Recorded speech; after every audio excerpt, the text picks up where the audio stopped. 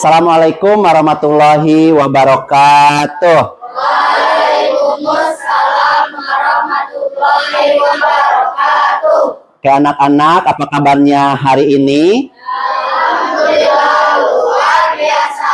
Allahu Akbar. Oke, sebelum melanjutkan pembelajaran, mari kita berdoa. Silakan dipimpin satu orang untuk berdoa. Duduk siap. Siap. Kita berdoa mulai. Allahumma ta'alaina hikmataka wansur alaina min hadaini rahmatika ya arhamar rahimin.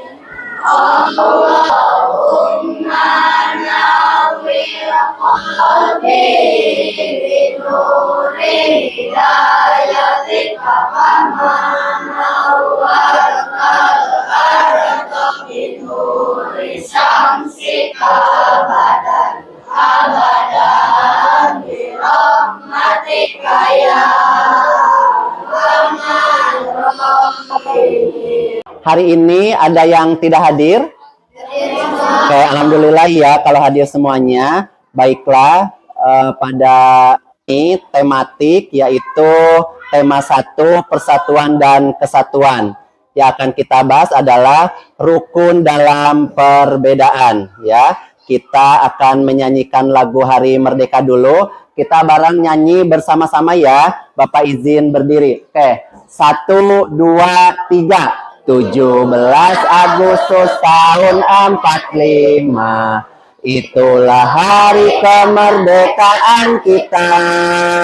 Hari merdeka, nusa dan bangsa, hari lahirnya bangsa Indonesia. Merdeka, sekali merdeka tetap merdeka. Selama hayat masih dikandung badan, kita tetap setia, tetap sedia mempertahankan Indonesia. Kita tetap sedia membela negara kita. Lagu ini adalah dilakukan ketika kita memperingati 17 Agustus. 17 Agustus itu diperingati sebagai hari apa? Hari Proklamasi Kemerdekaan Indonesia. Dan ini adalah salah satu lagunya. Dulu ya, banyak tokoh Indonesia yang menjadi bapak proklamator ya. Di antaranya, coba kita lihat ini. Yang pertama itu gambar yang paling atas siapa? Soekarno. Yang kedua siapa? Muhammad Hatta. Yang ketiga siapa? Suwirjo. Yang keempat siapa? Fatmawati. Yang kelima siapa? Sayuti Melik. Yang terakhir Frans Mendur. Ini semuanya adalah aktor proklamasi kemerdekaan. Jadi inilah pahlawan-pahlawan kita yang merintis atau mempersiapkan kemerdekaan Indonesia. Kita merdeka pada tanggal berapa? 17 Agustus tahun 1945. Jadi ini adalah tokoh-tokoh di balik kemerdekaan negara Indonesia. Jadi negara Indonesia merdeka ini atas jasa dari Bapak Insinyur Soekarno, Muhammad Hatta, Suwirjo, Fatmawati, Sayuti Melik, dan Frans Mendur. Bapak akan bertanya ke salah satu tokoh aktor proklamasi kemerdekaan, yaitu Bu Fatmawati.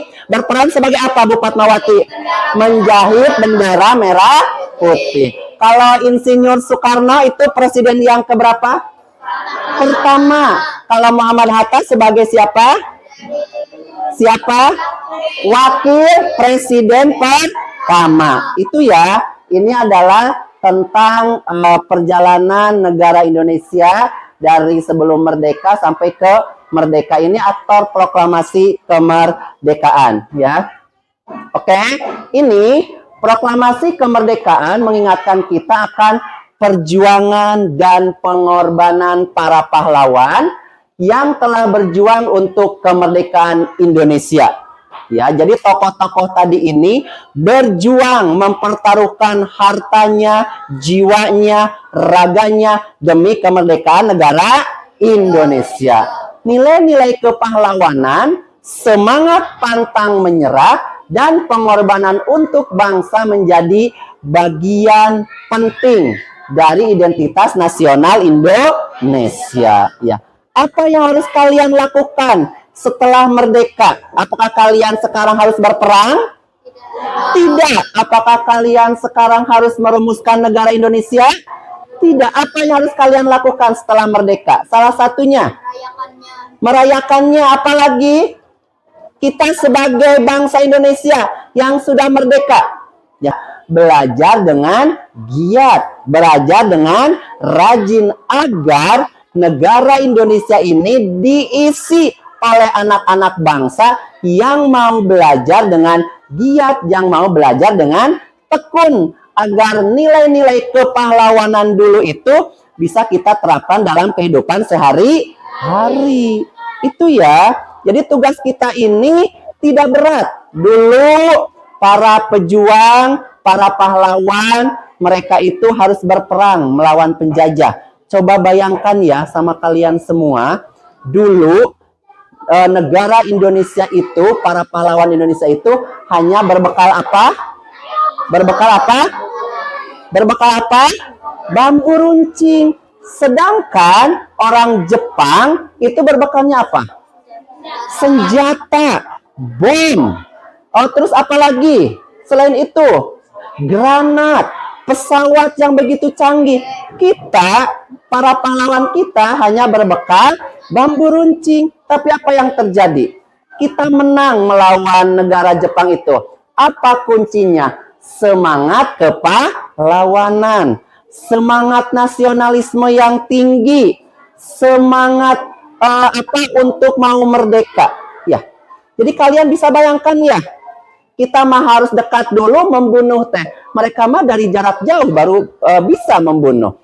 Tapi dengan kuasa Allah, ya Allah harus bahwa negara Indonesia ini harus merdeka, ya merdeka. Salah satunya dengan para pahlawan yang telah berjuang untuk kemerdekaan negara Indonesia. Kita sebagai warga negara Indonesia harus bangga, ya, harus bangga dengan para pahlawan kita. Salah satunya dengan mengisi kemerdekaan ini dengan belajar yang baik, belajar yang rajin agar kita menjadi generasi muda yang bisa mempertahankan kemerdekaan negara Indonesia. Jangan salah loh, negara Indonesia ini sekarang banyak yang minat karena kekayaannya yang memang luar biasa.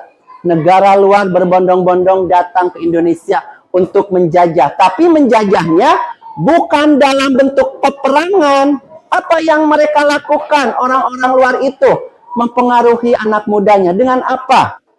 Supaya misalkan anak mudanya terpengaruh. Ya, main game, main gadget. Itu salah satunya. Terus kalau makanan, produk-produk luar dimasukkan ke kita. Dengan kita tidak tahu apa di dalamnya itu. Apakah halal atau tidak. Ya. Jadi cara menjajah mereka itu bukan lagi dengan peperangan. Tapi meracuni generasi muda. Ini kalian-kalian ini. Sampai tidak tahu waktu main game itu seharian. Otak kita ini dicuci. Biar yang kita ingat itu apa? Game. Bukan belajar. Iya. Bukan mengerjakan tugas. Sehingga negara Indonesia itu nanti akan menjadi rapuh. Mudah dikuasai. Sekarang saja yang menguasai negara Indonesia itu adalah negara Cina. Dapat dibayangkan ya, hampir berapa persen produk Cina yang ada di Indonesia. Dan kita bangga memakainya ya. Ya, bangga ya. HP hampir semua produk Cina. Elektronik hampir semua produk Cina. Baju segala macam itu produk Cina. Artinya kita dijajah oleh negara Cina. Itu ya. Makanya tugas kalian nih yang masih kecil ini saatnya menjadi anak-anak yang kreatif dengan belajar bersungguh-sungguh. Itu ya. Jadi nilai-nilai kepahlawanan dulu harus kita terapkan dalam kehidupan sehari-hari. Ya, tuh.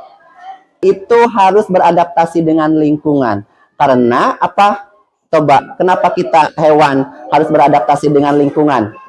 Karena dia supaya bisa bertahan hidup. Ya, contoh, kalian lihat pohon yang suka berguguran daunnya.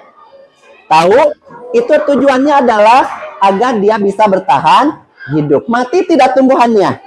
Tidak. Tumbuh lagi kan daunnya? Ya, itu salah satunya. Berikutnya, kalau kita ke daerah gurun. Di daerah gurun itu yang tumbuh itu hanya tumbuhan apa? Kaktus. Kenapa kaktus bisa tumbuh di daerah gurun? Ya. Karena apa? Ya, jadi kalau kalian perhatikan tumbuhan kaktus itu, dia itu kan tumbuhannya berair, ya. Ya. Tapi bayangkan kalau tumbuhan seperti begini di kaktus hidup tidak? Tidak. Makanya kenapa kaktus itu tumbuh di gurun atau di panas? Karena dia bisa beradaptasi dengan lingkungan. Jadi dalam tubuhnya itu penuh dengan air. Sehingga mau berapa tahun pun dia hidup tanpa air, dia bisa bertahan hidup. Karena dia punya cadangan air yang banyak. Terus akalnya itu panjang sekali ke dalam. Sehingga dia bisa menyerap air yang di dalam. Itu ya. Terus kalau kalian, bagaimana kalau di air? Lihat tanaman yang di air. Kangkung saja. Batangnya sama tidak dengan yang ada di sekitar ini? Beda. Batangnya keras atau lembek? Kenapa lembek kalau di air? Tidak keras. Ya, karena dia agar bisa menyesuaikan diri dengan lingkungannya. Jadi kalau dia keras, kalau ada airan air ke sana, dia akan begitu. Tapi tumbuhannya itu lembek atau batangnya itu lembek, sehingga dia mengikuti arah air. Ya. Terus berongga agar dia mudah bernapas. Itu ya. Atau misalkan tumbuhan mahoni nih, tumbuhan jati. Sebentar lagi dia akan gugur daunnya. Kenapa? Karena musim panas. Dia untuk mengurangi penguapan sehingga daunnya itu berguguran jatuh. Itu ya. Sekali lagi untuk adaptasi makhluk hidup terhadap lingkungannya. Nah, ada beberapa cara tumbuhan menyesuaikan diri. Mereka mengadaptasi dengan 4 cara. Yang pertama apa? Anatomi. Apa pengertian anatomi? Menyesuaikan diri dengan merubah struktur fisiknya. Jadi fisiknya berubah sesuai dengan keadaan alamnya. Itu ya. Yang kedua apa? Morfologi. Apa pengertian morfologi? Menyesuaikan diri dengan perubahan makhluk hidup di sekitarnya. Ketika di sekitarnya itu panas, maka dia akan menyesuaikan. Ketika di sekitar lingkungannya dingin, maka makhluk itu akan menyesuaikan dengan keadaan yang dingin. Yang ketiga apa itu? Fisiologi. Apa artinya fisiologi? Dengan perubahan fungsi organ makhluk hidup. Organnya pun juga berubah. Ya, menyesuaikan dengan iklim. Kalau panas ya berubah. Kalau dingin ya berubah. Yang terakhir apa? Perilaku. Apa perilaku? Prosesnya dilakukan dengan menyesuaikan diri melalui perilaku makhluk hidup tertentu. Jadi dia menyesuaikan dirinya dengan makhluk hidup tertentu. Ya, kalau dia tidak menyesuaikan diri, maka dia akan dimangsa oleh makhluk hidup yang lain. Itu adalah cara tumbuhan menyesuaikan diri. Mereka beradaptasi dengan 4 cara. Sekali lagi, yang pertama apa? Yang pertama apa?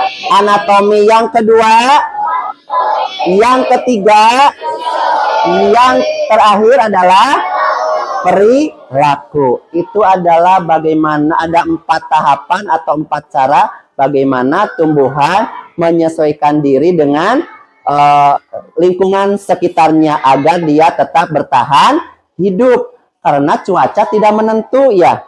Kalau di kita saja kadang hujan, kadang tidak. Sementara kita harus bisa tetap hidup. Itu tumbuhan pun juga sama.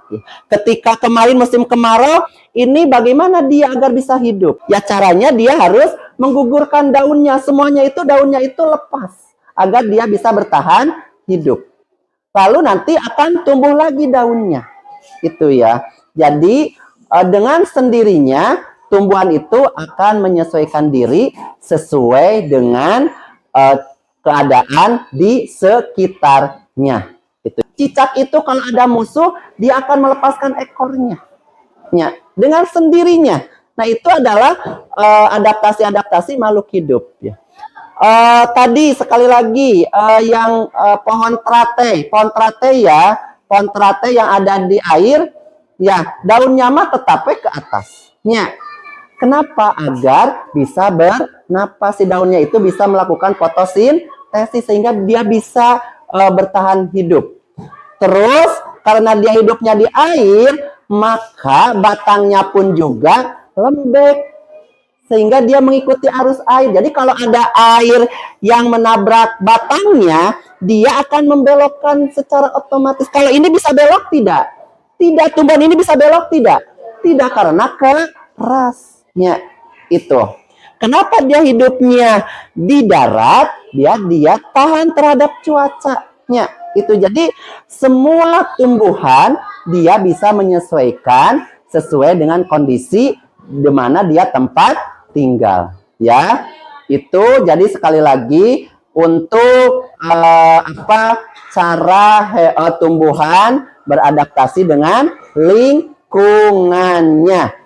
Oke, sekarang silakan buka buku tulisnya, ya, buku tulisnya. Silakan ditulis pertanyaannya dan juga jawabannya, ya. Ditulis dulu soalnya, ya. Apa yang tadi Bapak terangkan, Bapak akan mengadakan tes apakah kalian bisa atau tidak. Oke, ya. Soal yang pertama silakan ditulis dulu. Soal yang pertama ditulis, ya. Sebutkan satu tokoh proklamator kemerdekaan. Satu saja ya. Oke. Sebutkan satu tokoh proklamator kemerdekaan. Oke. Nomor 2. Ya. Nilai-nilai apa saja yang bisa diambil dari para pahlawan? Soal yang terakhir, sebutkan 4 cara adaptasi tumbuhan dengan lingkungannya. Oke, silakan dikerjakan. Kalau sudah selesai, dikumpulkan dan mau Bapak nilai, ya. Seberapa jauh kalian bisa menyerap materi yang disampaikan oleh Bapak, ya. Ada yang ditanyakan untuk materi ini? Ada yang ditanyakan? Ada yang ditanyakan? Tidak ada? Oke, ya. Kalau tidak ada, itulah materi pada hari ini. Kesimpulannya adalah yang pertama, kita sebagai warga negara Indonesia harus bangga, ya. Harus bangga karena kita sudah merdeka. Tinggal bagaimana kita mengisi kemerdekaan ini dengan sebaik-baiknya, ya. Itu saja untuk materi hari ini, ya. Untuk tugasnya nanti silakan untuk dikumpulkan, ya. Terima kasih. Silakan untuk berdoa.